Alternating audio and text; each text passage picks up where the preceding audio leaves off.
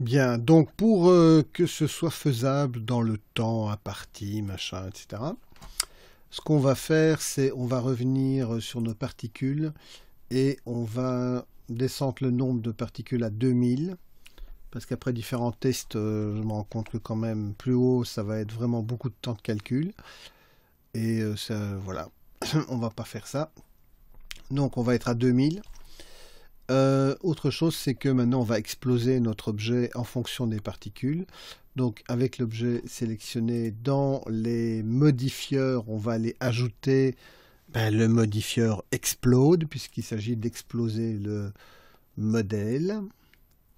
Explode. Il va automatiquement aller chercher le système de particules et il va faire tout ce qu'il a à faire tout seul comme un grand. Ce qu'on peut faire encore, c'est bien vérifier que notre... comment, celui-là, il n'y a pas de problème, il n'y a pas de souci, mais que notre...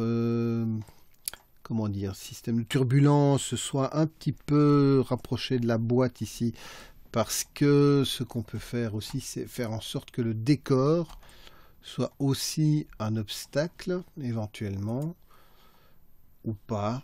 Mais bon, faisons-le quand même. Donc, dans les propriétés du décor, donc principalement du mur, ici avec l'alcôve, on va faire en sorte que son système de collision soit aussi field d'absorption, perméabilité. Donc forcément, le field ne doit pas être caché par le décor, donc il doit être un peu en dehors du décor, sinon il n'aura pas d'effet.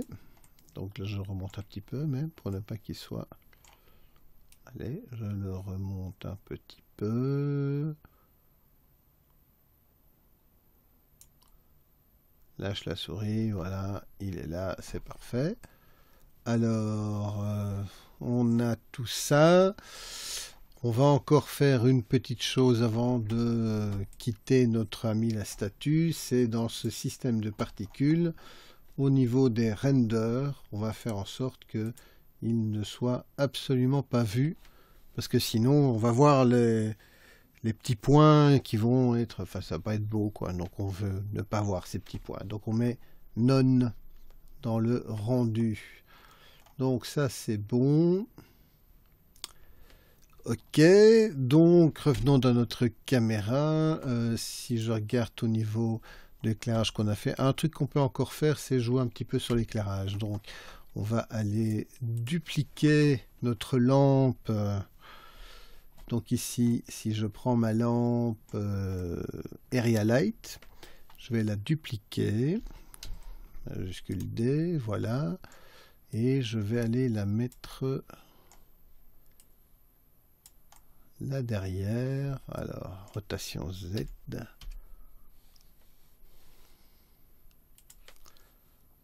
Alors si je la mets derrière, ça va passer en travers. Et surtout par rapport à la caméra, ça va venir rééclairer. Bon, ça c'est un peu fort. Alors je peux l'éloigner un peu.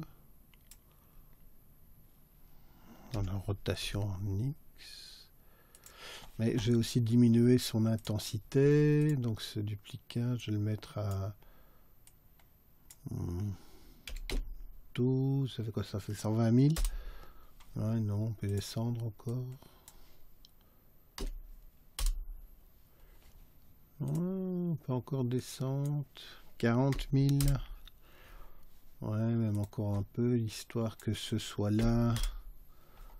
Et juste pour souligner un petit peu, donc si maintenant je la cache cette area light, ouais, donc ça c'est l'area light principale, la 1, voilà, on voit le petit effet que ça fait ici à l'arrière, ça fait ressortir un petit peu le détail, c'est toujours intéressant.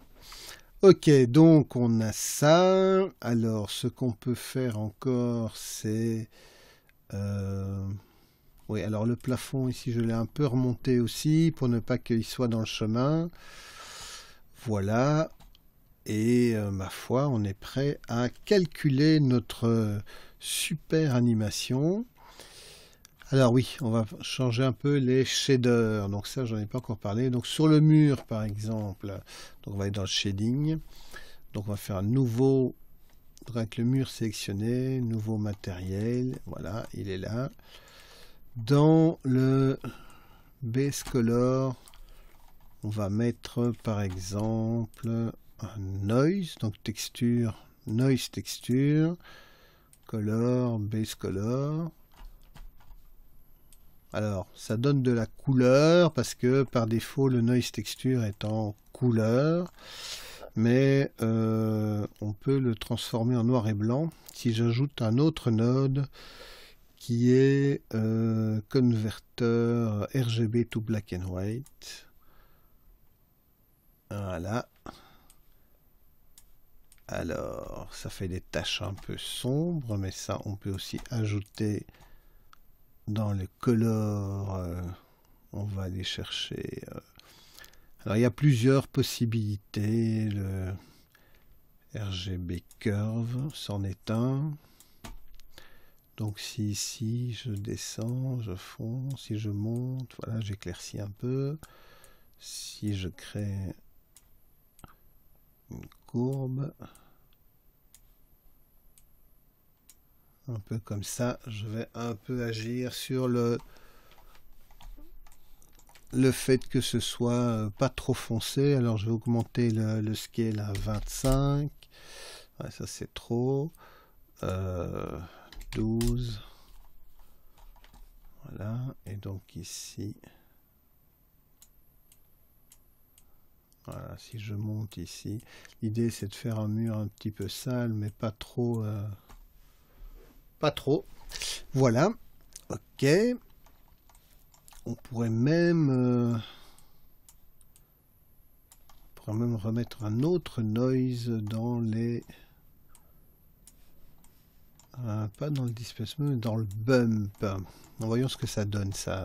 Donc si j'ajoute un vecteur bump, ça va imiter, on a utilisé ça pour le téléphone à l'arrière là. Donc si je mets ça dans normal et que je plug un autre noise, donc texture, noise, voilà, et que je le plug dans 8. Qu'est-ce que ça me donne? Est-ce que je vais avoir quelque chose par rapport à... Alors... Augmenter aussi. Voilà, voilà. On va augmenter encore. Donc ça fait un petit effet. Donc là, je suis... Allez, on va se mettre à 300. 500. Et on va pas le faire aussi fort, évidemment. Donc la puissance 0.25. C'est juste pour que ça accroche un peu la lumière. Voilà, comme ça, notre mur, il a un peu de relief pour accrocher la lumière. Ok, alors sur notre statue, par contre, donc là c'est aussi, il faut rajouter un matériel. Et quand on a rajouté un matériel, où est-ce qu'il est? Il est là, voilà. Là, on va par contre aller augmenter le subsurface, on va le mettre à 0.5. Alors ça va donner un effet de translucence qui va un peu, dans ce cas-ci, on va essayer un peu de retrouver le côté marbre. Donc je peux même monter un peu plus haut. Dans le base color, je vais laisser du blanc. Dans le subsurface color, je vais aller mettre une couleur plus chaude. Ou peut-être plus bleue. Non, plus chaude. Dans les jaunes oranges, dans ces eaux-là. Assez léger. Le spécular, donc c'est ce qui fait la brillance. Je peux le monter un peu. Alors je peux jouer sur le métallique qui va renforcer ce côté brillance, pas trop. Bon, spécular, on va faire ça. Le roughness, plus je le descends, plus ça fait miroir. Donc il ne faut pas que je descende de trop, parce qu'il ne faut pas non plus que ce soit trop miroir. Voilà, un truc qui fait un peu... Ça accroche un peu la lumière, quoi. Alors on peut rajouter du clear coat. Clear coat c'est du vernis, mais non, on va le descendre, on va pas en faire de trop. Voilà. Ouais, ça peut le faire comme ça. Donc on a un subsurface à 0.6, un peu de métallique, du spécular à 0.75, le roughness du spécular qui est à 0.4. On va pas faire des chiffres compliqués. Et voilà, on a quelque chose qui fait un peu... Peut-être que le spécular est un peu fort. Ou c'est le problème du métallique en fait. Ouais. Voilà, les valeurs, c'est pas des valeurs réelles, enfin, qu'il faut absolument respecter. C'est quelque chose qui est plus de l'ordre du chipotage pour trouver les bonnes, un truc qui soit assez sympa. Ok, donc on a ici, voilà un petit effet. On va se remettre dans la caméra. Tout est là, tout est bon. On peut se préparer à calculer. Donc, on est dans Eevee. Dans les render sampling, on va mettre 128. Le viewport denoising, c'est toujours intéressant. On s'en fout de l'occlusion parce que ça ne va pas avoir beaucoup d'effets. Le bloom, non, ça ne sert encore à rien ici. Les shadows, éventuellement, on peut les mettre 512, 256 ou peut-être même monter à 1024, 1024. Voilà, faisons ça. Ça va donner un peu plus de définition au shadow. Alors, on peut aller dans le color management, utiliser les courbes. Moi, j'aime bien utiliser ça. Donc, par défaut, on est en filmique. Donc, dans les courbes ici, si on dessine une courbe un peu comme ça, on va un peu contraster l'image. Je trouve que c'est toujours assez intéressant de contraster cette image. Voilà. On peut aussi descendre légèrement. Ouais, légèrement les bleus pour coloriser légèrement en jaune. Ou bleuir, je sais pas. À voir. Ça, je suis pas... Non, on va pas toucher à ça. Ok.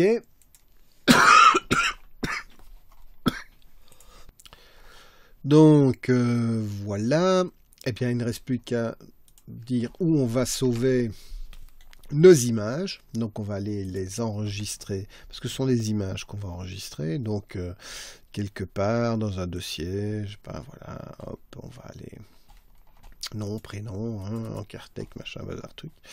Là où on a mis tous nos affaires, exercice 1, mais non, on va faire un exercice 2. Alors là, je suis en icône, c'est pas toujours pratique, donc je vais me mettre en... Voilà, en liste.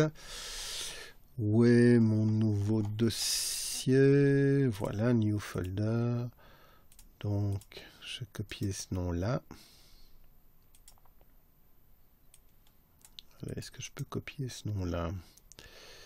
Rename, voilà. Donc, je vais faire un copier. Et puis, je viens ici, clic droit, rename, coller. On va l'appeler 2.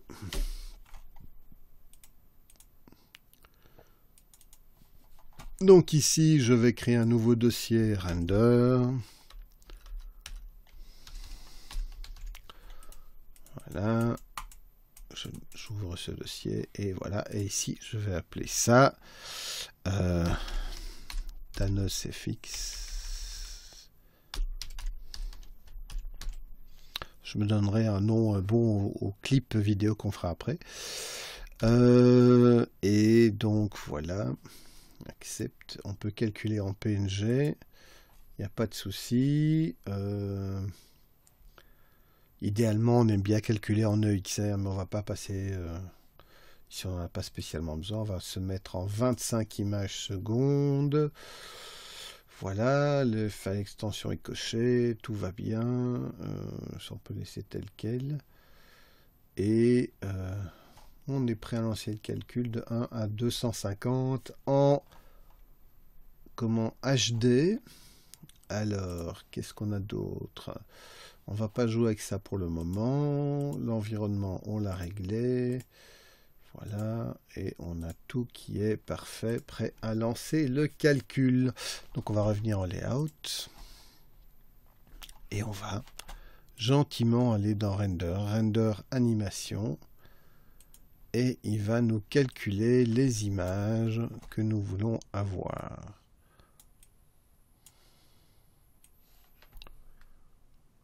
Alors, ça va dépendre évidemment de la machine sur laquelle vous êtes.